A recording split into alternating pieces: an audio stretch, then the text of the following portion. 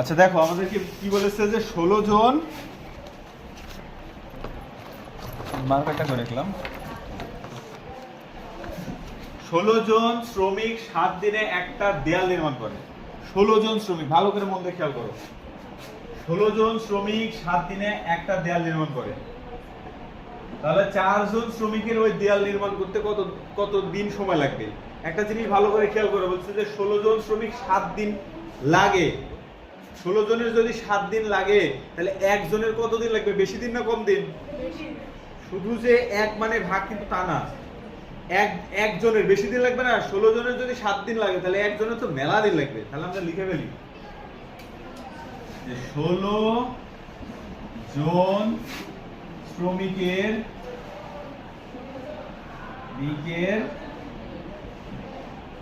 দেয়াল নির্মাণ করতে সময় লাগে, সময়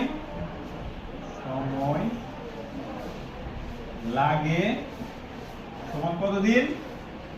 7 দিন। তাহলে একজনের কতদিন লাগবে বলো তো? বেশি না কম? বেশি হলে কি করতে হয়?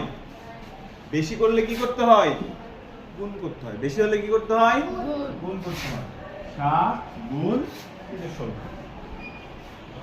7 দিয়ে 16 সাথে গুণ করলে কত হয়? 6 7 42 এর 2 হাতে থাকে 4, 7 থেকে 7 4 7 4 11। তাহলে একজনের কতদিন লাগছে? 112 দিন। একজনের কয়দিন লাগছে? 112 দিন। তাহলে এবার কয়জনের বলেছে? 4 জনের 4 জন শ্রমিকের সময় লাগে কতদিন? কি করব এবার করব ভাগ। 4 জনের বের করব। একজনের আছে এতদিন, 4 জনের বের করব। তাহলে কি করব? ভাগ করব।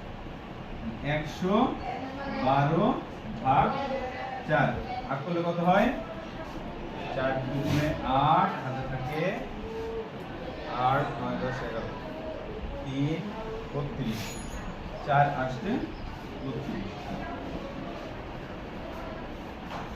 তাহলে পাইলাম কত? 28 দিন। অতএব বলবো যে উত্তর 4 জনের কতদিন সময় লাগে? 28 দিন। ভাগ করেছি এইভাবে 4 ভাগ 1 1 2। 4 দুগুণে কত? 8। 11 থেকে যদি আমি 8 বাদ দিই তাহলে থাকে 3 আর এই 2 নামে চলে আসলো 4 8 32। পাইলাম কত? এই 28 লিখছি। বুঝা গেল? তাহলে আমরা প্রথমে কি করেছি? একজন মানেই যে আমি ভাগ করব তা কিন্তু না, একজনের বেশি দিন লাগবে তো সেজন্য কি করছি? একজনের সাথে বেশি হয়ে যাবে তাই বেশি করে দিয়েছি গুণ করে। বুঝা গেছে? বুঝা গেছে কি? ওকে।